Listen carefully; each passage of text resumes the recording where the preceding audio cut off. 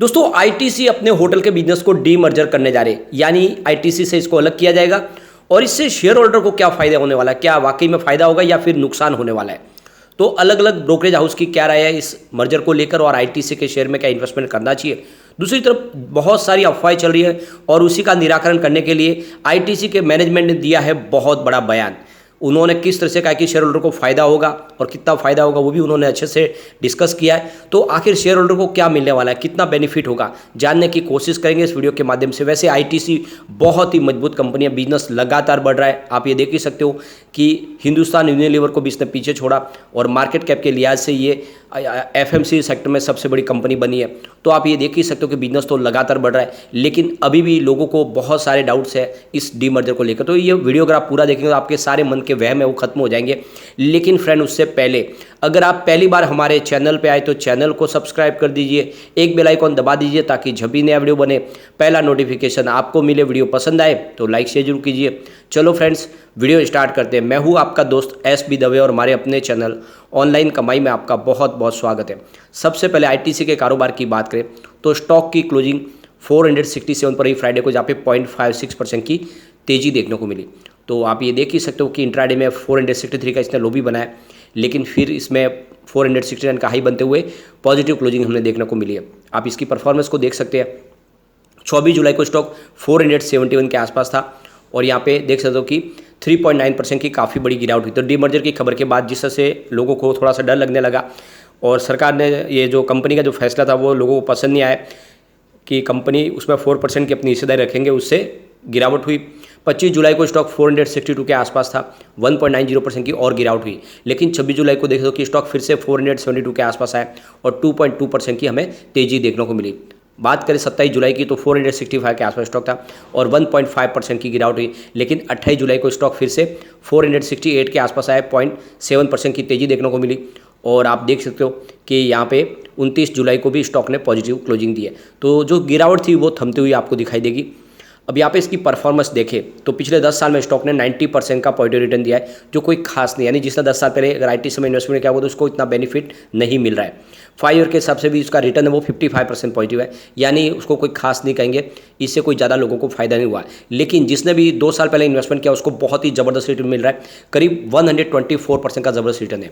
पिछले एक साल में भी स्टॉक ने 54% का अच्छा खासा रिटर्न दे दिया है। 6 मंथ की बात करें तो स्टॉक ने 35% का पॉजिटिव रिटर्न दिया है और 3 मंथ के हिसाब से भी अगर देखें तो 10% की तेजी ऑलरेडी देखने को मिली है और पिछले एक महीने में 4% की हमने तेजी देखी है। ओवरऑल स्टॉक ने प्रदर्शन काफ़ी अच्छा किया है, लेकिन पिछले एक हफ्ता के बाद में देखें तो 1 वीक के हिसाब से 4% की गिरावट हुई है इस अनाउंसमेंट के बाद डीमर्जर के, और 1 डे के हिसाब से वापस लगभग 1% की तेजी बनी है।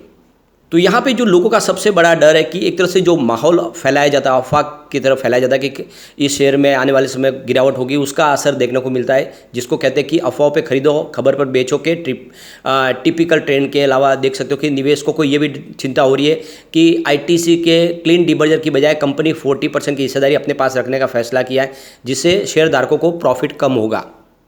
आईटीसी का होटल बिजनेस उनके कुल रेवेन्यू एबिटाडा में सिर्फ 5% से भी कम का योगदान देता है। इसलिए जो मार्केट एक्सपर्ट उनका कहना है कि नई सब्सिडी आईटीसी होटल के आने से वास्तव में गेम चेंजर जैसी कोई चीज़ यहाँ पे नहीं दिखाई दे रही है, लेकिन यह एक शार्पर कैपिटल एलोकेशन स्ट्रेटेजी की ओर से संकेत देता है।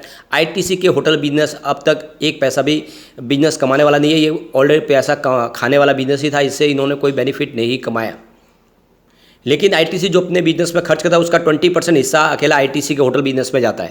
जेफरीज ने जो average annual free cash flow 150 से लेकर 300 करोड़ की रेंज में निगेटिव है। आरओसी भी अधिकतर वर्षों से सिंगल डिजिट में रहा है, जो पूंजी के खर्च से काफ़ी कम है। इस डीमर्जर के पीछे आईटीसी का उद्देश्य है कि एक विकसित एंटिटी को बिजनेस पर अधिक फोकस के साथ उसमें विकास मार्ग पर चलने को रास्ता तैयार करना है। अब यहाँ पे आईटीसी के होटल के शेयर की प्राइस को लेकर जो ब्रोकरेज हाउस ने अंदाजे लगाए उसके हिसाब से जो प्राइस है इसकी 15 रुपीज़ से लेकर 27 के आसपास रह सकती है। तो यहाँ पे अलग अलग ब्रोकरेज हाउस की तरफ से अलग अलग इसकी प्राइस दी गई है। देख सकते हो कि सेंट्रम ब्रोकिंग की तरफ से आईटीसी होटल्स के लिए जो शेयर प्राइस डिसाइड की गई है वो 27 के आसपास, उनके हिसाब से 27 रुपये रह सकती है। जेफरीज ने कहा है कि इसकी प्राइस 15 रुपीज़ के आसपास रह सकती है और मोतीलाल ओसवाल को उम्मीद है कि 16 के आसपास कंपनी की प्राइस रख सकती है। एंजल वन के तरफ से देख सकते हो कि जो राजेश भोसले उनका कहना है कि डीमर्जर की खबर के बाद आईटीसी के स्टॉक में कीमत में पिछले सत्र में देखो मुनाफा वसूली देखने को मिल रही है। इस गति पर विचार करें तो निकट अवधि में प्रॉफिट बुकिंग और हावी हो सकती है और इसका जो अगला देखें सपोर्ट तो 443 के आसपास दिखाई दे रहा है। आप इसमें 443 के स्टॉप लॉस के साथ बने रह सकते हैं और आने वाले समय इसकी जो पॉजिटिव माहौल बनेगा 480 का इसका रेजिस्टेंस देखने को मिल रहा है। यहाँ पे एनसीएलटी ने इस डीमर्जर को मंजूरी दे दी है ऑलरेडी। तो 14 अगस्त को कंपनी की जो बोर्ड मीटिंग होगी उसमें इसके ऊपर बड़ा फैसला लाया जाएगा। सेंट्रम ब्रोकिंग के अनुसार होटल व्यवसाय का अलग होना आईटीसी के लिए फायदेमंद है और इसमें रिसर्च में कहा गया है कि जहां आईटीसी अपने पूंजीगत व्यय का लगभग 20% इस क्षेत्र पर खर्च करता है, वही होटल उद्योग से कंपनी को कुल बिक्री में मात्र 3.7% का ही एबिटा मार्जिन मिलता है। तो इस हिसाब से ये कंपनी ज़्यादा खर्च करती है लेकिन उतना प्रॉफिट कंपनी को नहीं मिल रहा है। ब्रोकरेज हाउस का अनुमान है कि होटल कंपनी का इस समय रेवेन्यू 34.1% के एबिटा के आसपास मार्जिन के साथ में 38.7 बिलियन रुपये तक पहुंच जाएगा। मोतीलाल ओसवाल का कहना है कि होटल कारोबार के अलग होने से फाइनेंशियल सर्विस के अनुसार कोई खास बदलाव नहीं आया है। ब्रोकरेज फर्म ने यहाँ पे बाइक की रेटिंग दिया और इसका जो टारगेट रखा है 535 के आसपास रखा है।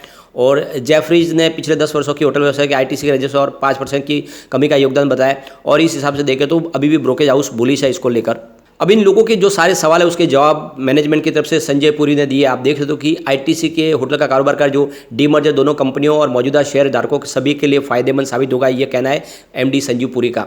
और उन्होंने कहा है कि 24 जुलाई को डीमर्जर के ऐलान के बाद कंपनी के शेयरों में 7% की जो गिरावट है उसके बाद इनका एक बड़ा यहाँ पे देख सकते हो कि अब ऐलान निकल कर आया, उनका एक बड़ा स्टेटमेंट निकल कर आया। और संजीव पुरी का कहना है कि डीमर्जर से आईटीसी के फाइनेंशियल रेशियो में सुधार होगा, जबकि नई इकाई आईटीसी होटल बिना किसी कर्ज के एक मजबूत बैलेंस शीट के साथ में शुरुआत करेगी। कंपनी का नेट एसेट 6,000 करोड़ रुपीज़ का होगा।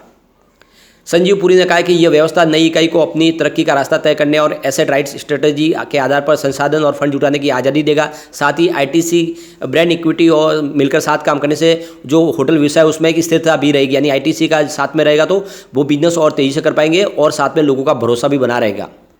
नई कंपनी जो आईटीसी की बनेगी उसकी बैलेंस शीट पर एक सहयोगी कंपनी के रूप में निर्धारित किया जाएगा। यह सेगमेंट आईटीसी को नियोजित पूंजी पर 18 से 20% से ज़्यादा रिटर्न दे सकता है। कंपनी के एग्जीक्यूटिव डायरेक्टर और सीईओ सुप्रीम दत्ता ने निवेशक पूंजी रिटर्न पर 10% के सुधार की उम्मीद जताई है और फाइनेंशियल 2023 के आधारित बॉल पार्क फिगर्स थे। दत्ता ने कहा कि स्ट्रक्चर और स्टाम्प शुल्क बचाने के लिए डिज़ाइन नहीं किया गया है। शेयर होल्डर के लिए यह फायदे का सौदा होगा क्योंकि आईटी के साथ साथ नई इकाई के शेयर प्राप्त करने वाले शेयर होल्डर के लिए यह एक टैक्स न्यूट्रल ट्रांजैक्शन होगा।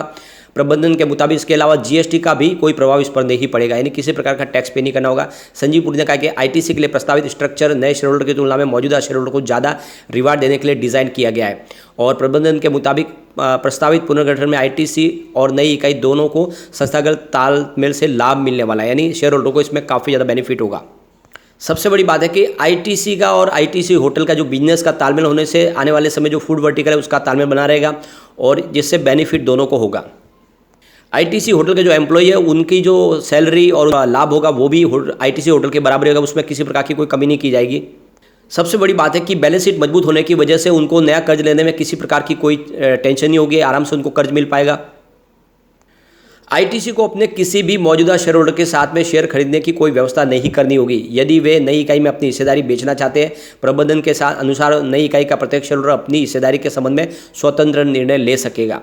हमारा इरादा होटल बिजनेस को छोड़ने का नहीं है बल्कि इसको मजबूत करने का है। पुरी ने कहा कि आईटीसी होटल व्यवसाय में निवेशित रहेगी और कभी भी हम इस बिजनेस से बाहर नहीं निकलना चाहते।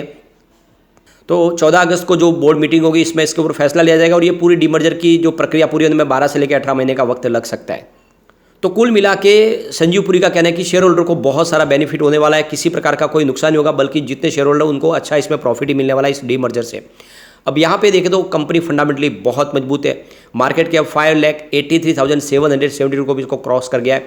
करंट प्राइस की 468 की है, लो इसका 303 का और हाई इसका 500 का है। स्टॉक का भी 30.50 का है, बुक वैल्यू इसकी 55.60 की है। डिविडेंड 2.72% का शानदार दिया है कंपनी ने। इसका आरओसी 39.2% है, आरओई इसका 29.1% है, फेस वैल्यू 1 है। तो फंडामेंटल बहुत अच्छे है। कंपनी ऑलमोस्ट डेट फ्री है। कंपनी पिछले 3 साल का आरओई का ट्रैक रिकॉर्ड 25% के आसपास है और कंपनी 98% का हेल्दी डिविडेंड पे आउट कर रही है और कंपनी की वर्किंग कैपिटल रिक्वायरमेंट भी रिड्यूस हुई है। 29.1 डेज पर थे पहले जो, अब घट के 20.1 डेज के आसपास आ गया। ओवरऑल देखें तो प्रदर्शन इसका बहुत अच्छा है। पिछले 10 साल की इसकी परफॉर्मेंस देखें तो 10 ईयर के हिसाब से सेल्स 8% पॉजिटिव था, 5 ईयर के हिसाब से 10% पॉजिटिव था, 3 ईयर के हिसाब से देखें तो 13% पॉजिटिव है, लेकिन इस TTM 17% पॉजिटिव है। यानी पिछले 10 साल में सबसे शानदार सेल्स इस समय ITC का दिखाई देगा। प्रॉफिट ग्रोथ की बात करें तो 10 ईयर के हिसाब से 10% था, 5 ईयर के हिसाब से 12% पॉजिटिव, लेकिन 7 ईयर के हिसाब से कम होकर 7% पर आया था, 3 ईयर के हिसाब से सॉरी, लेकिन इस TTM 26% पॉजिटिव है। तो पिछले 10 साल में सबसे शानदार प्रॉफिट भी इस समय दिखाई देगा। ओवरऑल इसका प्रदर्शन अच्छा है और लॉन्ग टर्म इन्वेस्टर बिल्कुल इन्वेस्टमेंट करें और आने वाले समय आपको डीमर्जर के माध्यम से शेयरों का फायदा भी होगा, एक्स्ट्रा आपको कंपनी के शेयर भी अलॉट किए जाएंगे कंपनी की तरफ से और आपको उसका पूरा फायदा उठाना चाहिए। अभी ये प्रोसेस बहुत लंबा चलने वाला, कम से कम इसमें 1.5 से 2 साल लगेंगे। तो इस समय ITC में तो निवेश करना चाहिए, तब तो इसकी प्राइस बहुत ऊपर तक जा सकती है। जो प्राइस है वो आराम से 1000 को टच कर जाएगी। तो ऐसे में लॉन्ग टर्म इन्वेस्टर के लिए काफ़ी अच्छा मौका, आपको खरीदारी कर लेनी चाहिए। लेकिन फ्रेंड, कोई भी इन्वेस्टमेंट करने से पहले अपने फाइनेंशियल एडवाइजर से बड़े ले ले या अपना खुद का रिसर्च करें, क्योंकि मैंने वीडियो आपके एजुकेशनल पर्पज़ के लिए ही बनाया। वीडियो पसंद आए तो लाइक से जरूर कीजिए और चैनल को सब्सक्राइब कर दीजिए। Thank you friend.